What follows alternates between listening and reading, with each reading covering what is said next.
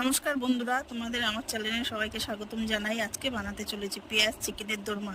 চলো রান্নাটি শুরু করা যাক। প্রথমে পেঁয়াজগুলোর মধ্যে দিয়ে ভিতরের অংশটি বের করে নিতে হবে।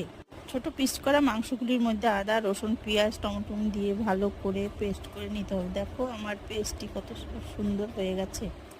এটা আমার পেস্ট হয়ে গেছে। এরপরে পেঁয়াজ, আদা, রসুন, টমেটো দিয়ে ভালো করে মিক্সচারের বাটিটি করে ঢেকে তারপরে পেস্ট করে নেব।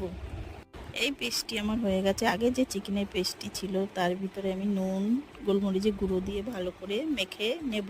এটি মেখে নেওয়ার পর বাটিতে দুটো ডিম ফাটিয়ে রেখেছিলাম, তার ভিতরে একটু গোলমরিচের গুঁড়ো, নুন দিয়ে ভালো করে ফেটিয়ে নেব। ওই ফেটিয়ে রাখা ডিমটি কিছুটা মাংসের পেস্টির মধ্যে দিয়ে ভালো করে পুরো ভিডিওটা দেখার জন্য আমার চ্যানেলটি ফলো করো।